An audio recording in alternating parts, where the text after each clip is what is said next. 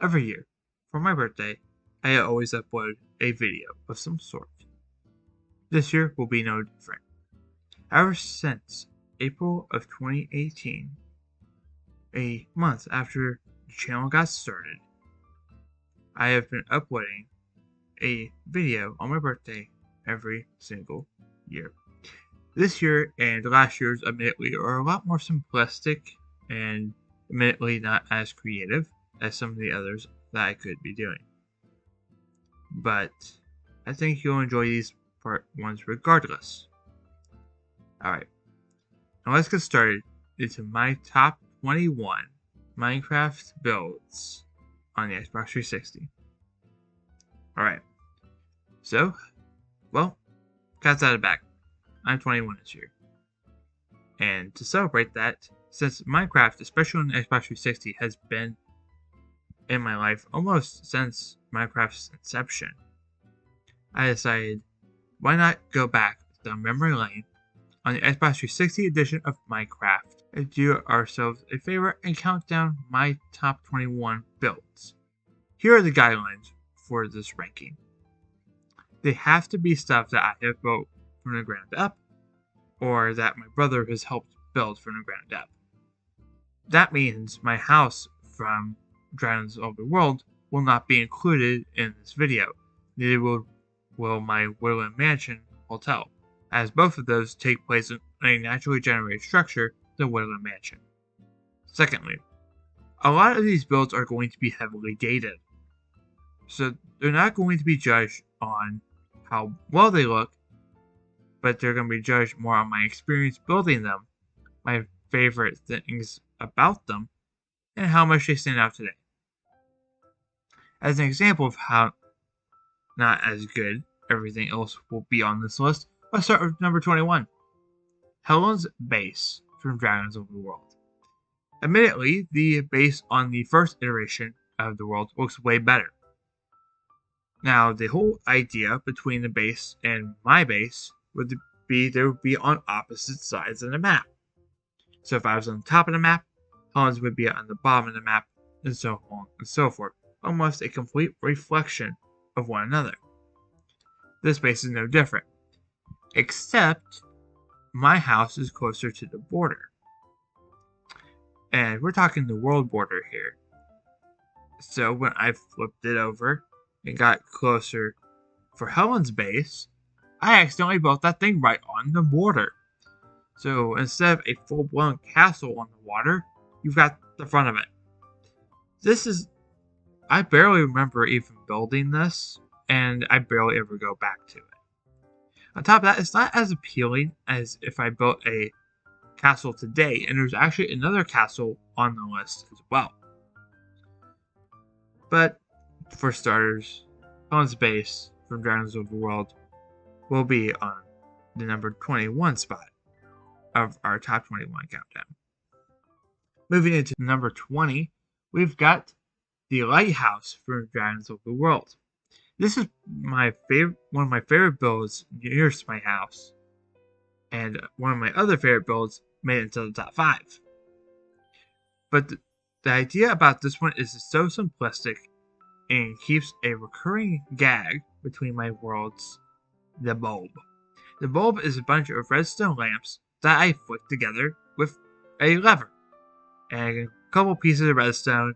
And yes, I know I could make it automatic, but the simple joy of walking up and flicking a lever and then walking into it is one of the most recognizable things the moment you walk towards my house. Priceless. It's also one of my favorite things that I've built over near there.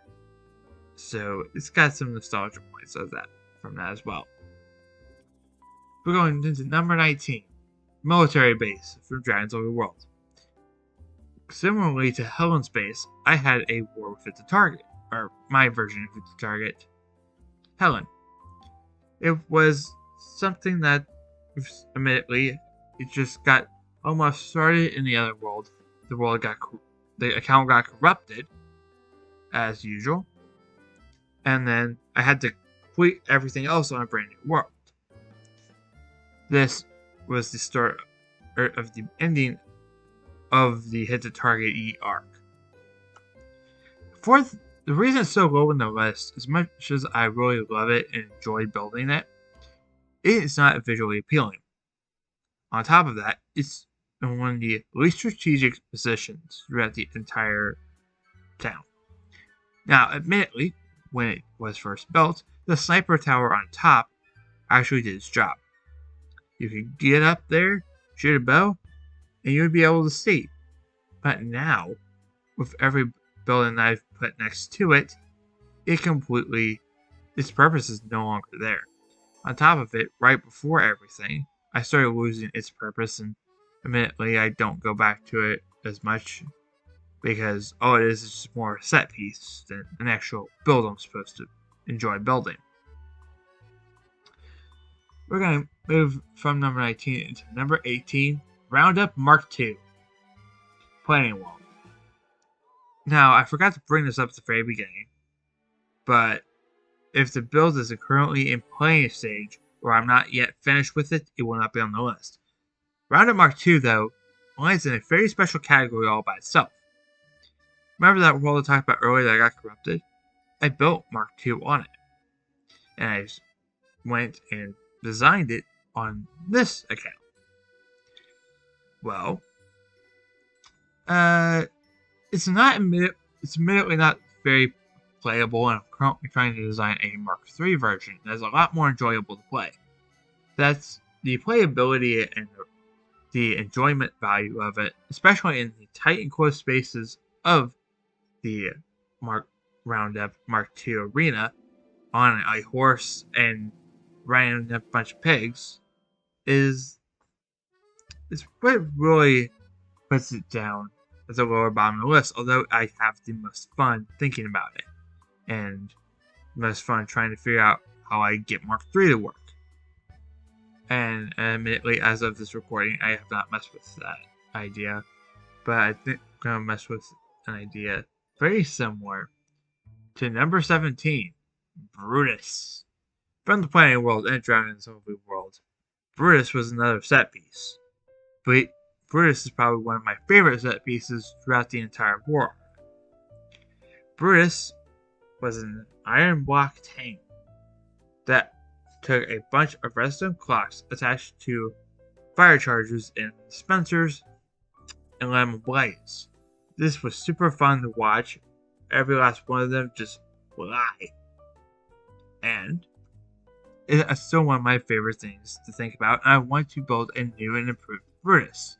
I wasn't so good at redstone at the time, so to get a opening and closing door on Brutus, especially even on the design that I had, was a little bit of a challenge. Admittedly, I just kind of left the door wide open. So if I redid Brutus, it's going to have a closing door. It'll look way better. Alright. Number 16. The Icebook tracks from both Dragon's Overworld and the Ninja Camp. I'm going to talk about Dragon's Overworld 1 first.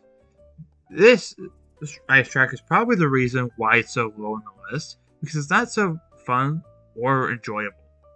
The build itself is taking a bunch of ice throughout the tundra area and turning it into a racetrack. Part of it works, and the rest of it really doesn't. I would have to widen a lot more of the turns for it to properly work as a real racetrack. That's also similarly what the problem is on Ninja Camp 1. And admittedly, on my Dragon's Overworld 1, it's not as fun to play. I barely even go back to it, and the process to build it, tedious. It's one of those few builds I actually end up regretting. On the Ninja Camp 1, it's not as bad, but I could have thought up much better obstacles and came up with a much, much better version of the jump to get over the ice bridge. Other than that, I think infamous turn number 7 is probably one of my favorite parts about the entire track. Because not only did it have a lot of war implications, it was also one of my favorite parts to build. I'm going to be flat honest with it. But one of my least favorite builds on the High School Ninja Camp saga is Sunshine Institute from the High School world. The predecessor to Ninja Camp, High School was a story between twins Trent and Selena Jackson, who would later go on to Ninja Camp in their high school days. Admittedly, it was actually based on a lot of my high school experiences, at least the classes were. Sunshine Institute was where Trent and Selena both got framed and got thrown in there. It's very simplistic in design, but the coolest sequences and the, well, wait a minute, this doesn't work anymore moments were some of my favorites. Admittedly, it was only ever used twice, and then never used again.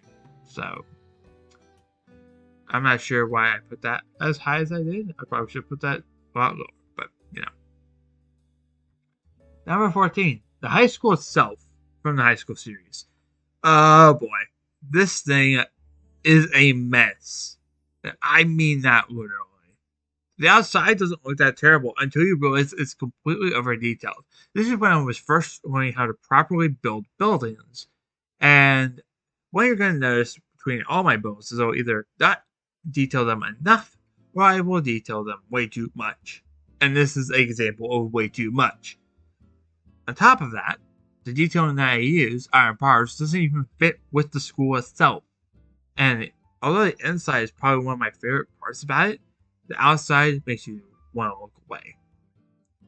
I think most of the reason I put it up as high as I did is just the nostalgia factor.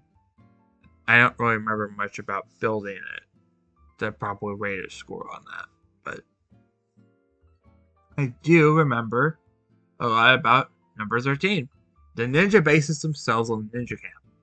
Now, these were mostly built, except for a couple, by me. And you can tell I was trying to be a little lazy with some of them, but I put a lot of effort into others. The main character, Selena Jackson's base, I admittedly is not that good, but you see different variations of takes on a different theme.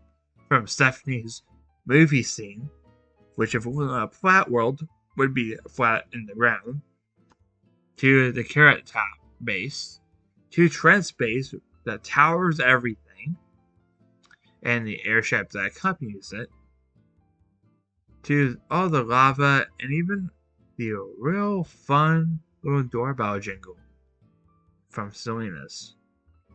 Even as far as noticing little foreshadowing details as Amy's base looking like a fallout shelter in a ninja camp? Well, I'll save that part for later.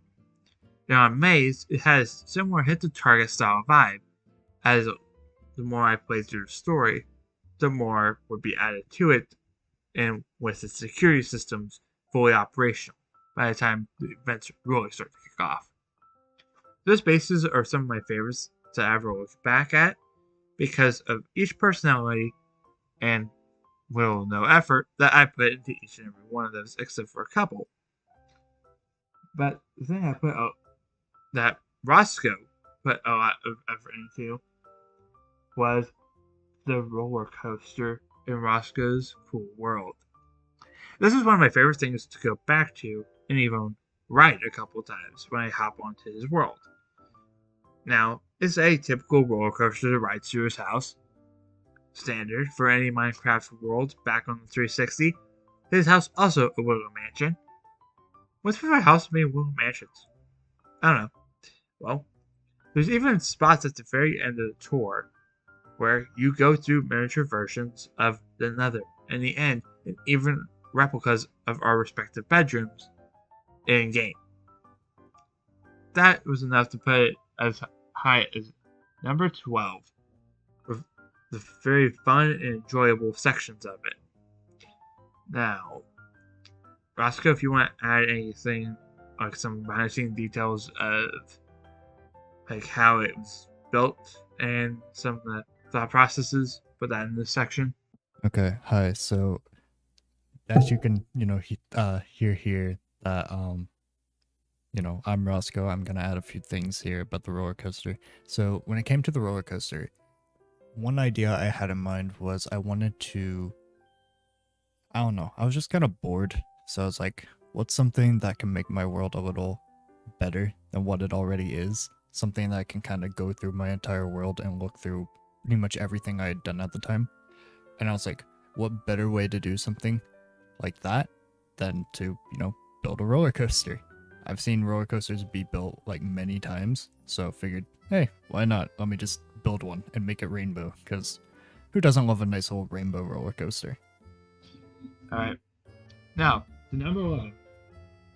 The Gray Skull base from Ninja Camp. The Gray Skull base from Ninja Camp is probably my favorite thing in the entire world. Because it was like a proper castle with several baby traps, a lot in the entrance, TNT, lava. It was just like something you could find out of the construction and combat handbooks. And that's how I set up the fort. If I was to build it even bigger, it would look even better. But just a gray medieval castle with a flag and even a bunch of defense systems such as lava in the walls or TNT in one complete wall. In the front was a complete explosion if you were not careful with breaking down the doorway. And if you're the pizza delivery guy, don't hit the doorbell, because that's not going to be good for anyone, including the lava moat. It's you'd have to take some skill to get over that, especially for a pizza delivery guy. That would not end well for you. But going back from the Gray Skull base, we're going back to Dragons Overworld with Beak. Beak was originally created as a knockoff of a Stampy game. And I'll have to relook at which game that is. It's the one with cacti on it. And it's got all the fire charges getting shot up. And all the sand and everything. Cacti drop, I think is what it's called. But I screwed up the dimensions of it, so I turned it into a shop for beacons. It's the only shop in the town where at night the shop actually changes and it looks a lot different. Now, we're going to go from Dragon's Overworld to Dragon Ross. Dragon Ross is one that I also want Roscoe's input on, my editor. I want his input on this. Because Dragon Ross was a little, like our quest to kill the End Dragon. And we built it. We built houses. But the main thing that we always did was we wanted to build a roof on it, but we never built a roof on it. And we beat the Ender Dragon with no roof on our house. I was thinking about maybe asking Roscoe to do a Let's Play series where we do literally exactly that. Beat the Ender Dragon, beat the Warden, beat the Wither, Elder Guardians, whatever, and never have a roof on our house whatsoever in the entire tree. A running gag that I love so much.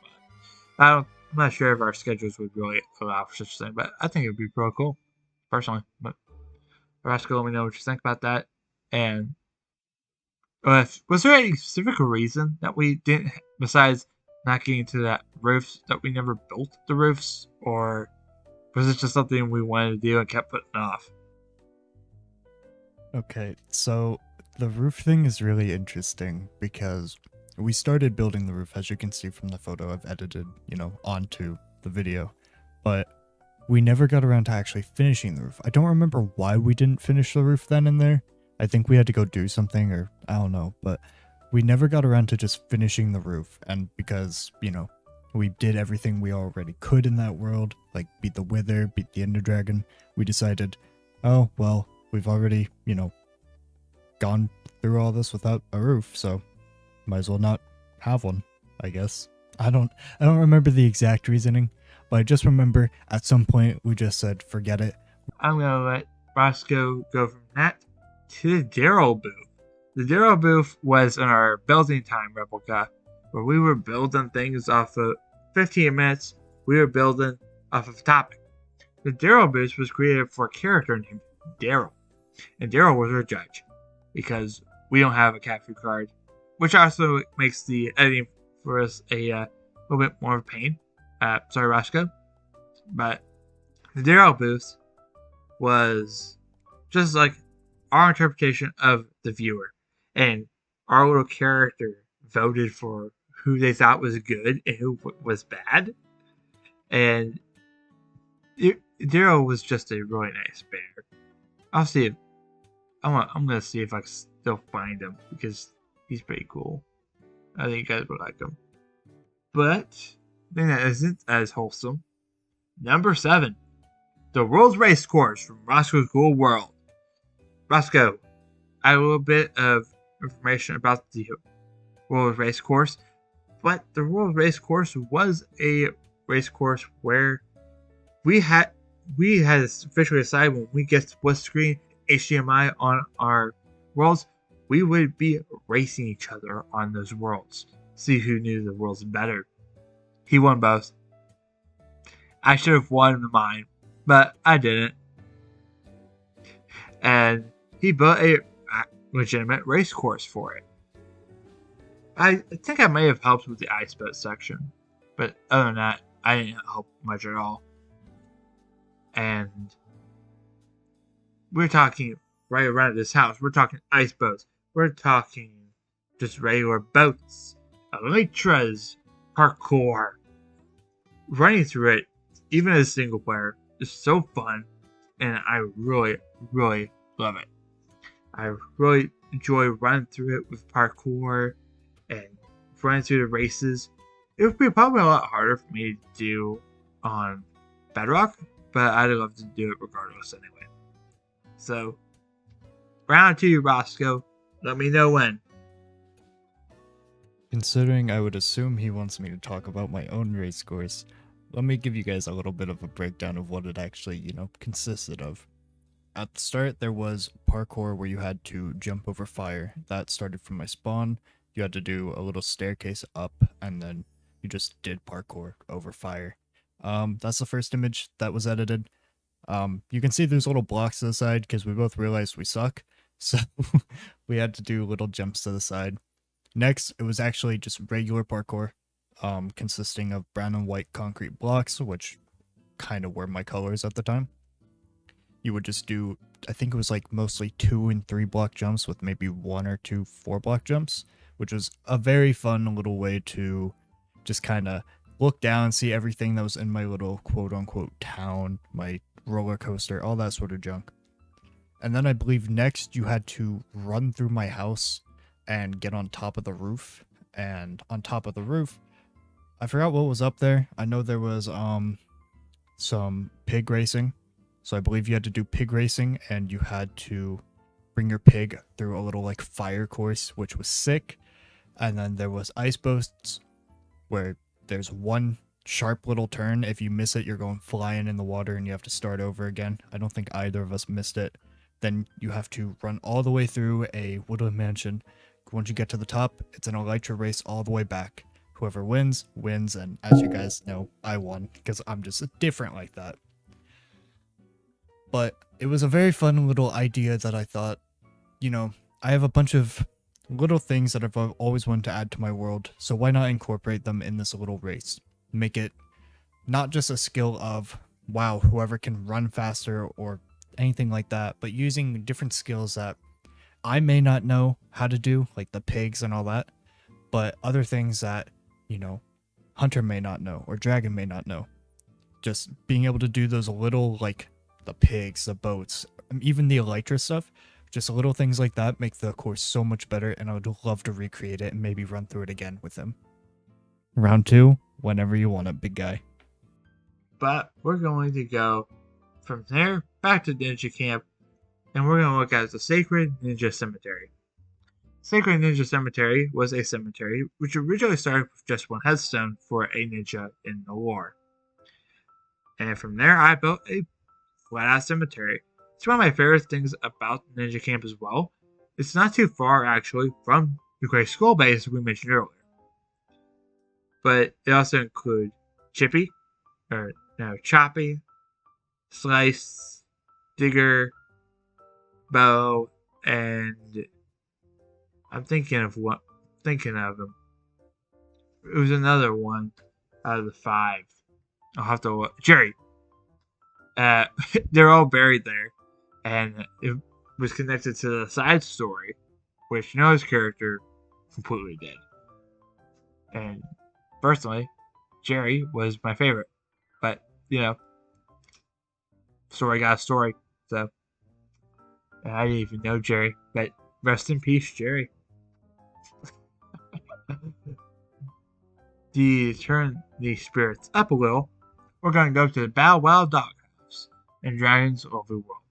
This house, one of the earliest builds in the Buildorium, is also one of my favorites, and it also does a really good job of more or less standing the test of time. It's very simple, very less detailed, minimally detailed, and it does its job really well. To be a doghouse to my beloved dogs in that game.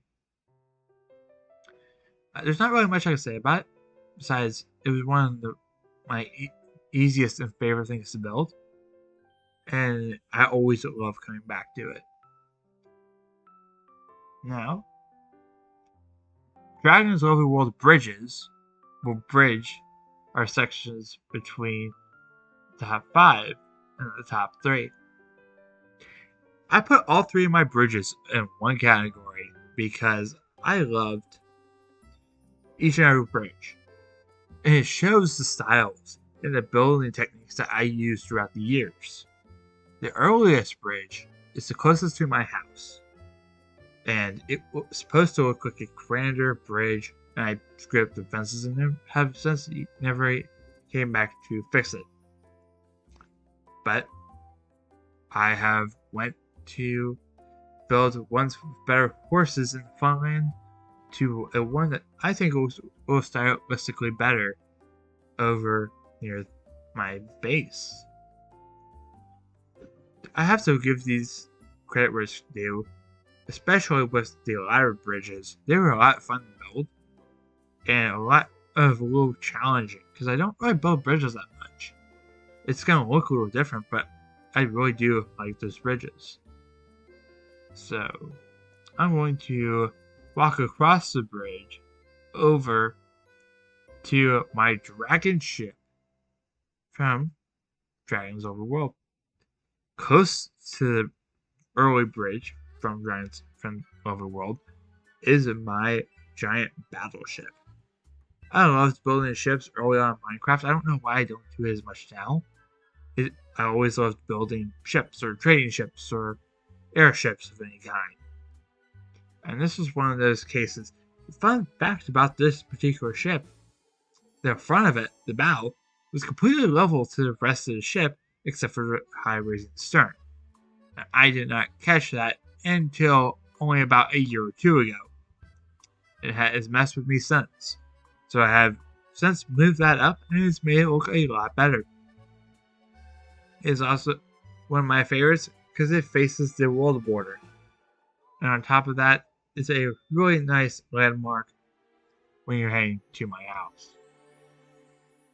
Now, we're going to go to a little bit more of a recent one. The house on my quest series that you can find here on YouTube. I'm currently uploading new episodes of Quest relatively every Friday. So if you want to see those, feel free to hit the subscribe button, hit notifications, because if you went and listened to this so long, then you probably want to see more of those quests and along with more live streams.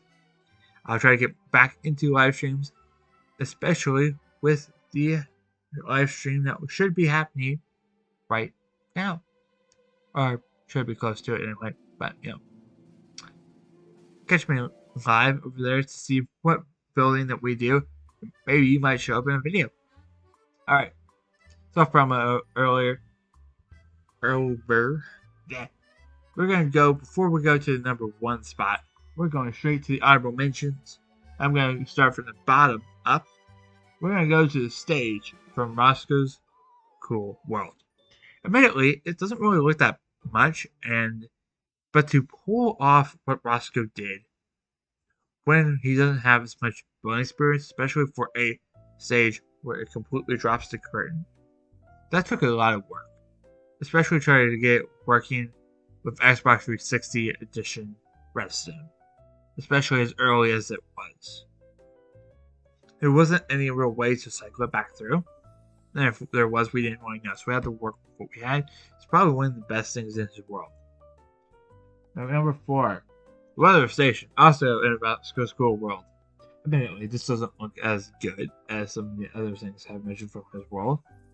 But to go in there and act like you're in your own newsroom, your own meteorology room, and go, we have severe weather, we have moderate weather, we have slight weather, and just press a button or a lever. It's really cool for emerging, but especially if you're a one-man crew. But I think that's pretty cool. Nevertheless, unlike my Bones of History Museum for Dragons Over World, it's not as good looking as I probably want it to be, and it's completely unfinished. There's a complete top layer and a second layer that still has nothing in it. And it's been that way for years. So I probably should get back adding something to that. One day. Number 2, the Ninja Camp as a whole. I mentioned a couple of things from the Ninja Camp, but throughout the Ninja Camp, if you were ever to look through it, you realize that there's different levels of building and techniques that are used, along with I didn't build as much, now I'm building more, so I know a lot more of how I'm building things. They're all looking better, some are looking worse off than others, and it's a really good way to figure out if things aren't as good as you thought they were, or things are getting much, much better. Especially, it combines a little bit of a villager, or a village, and then it combines our own hand-built stuff. I think I did most of the building in that world, if I'm not mistaken. So, I kind of have to put a little bit of, tip my own horn here, but, I really enjoyed it.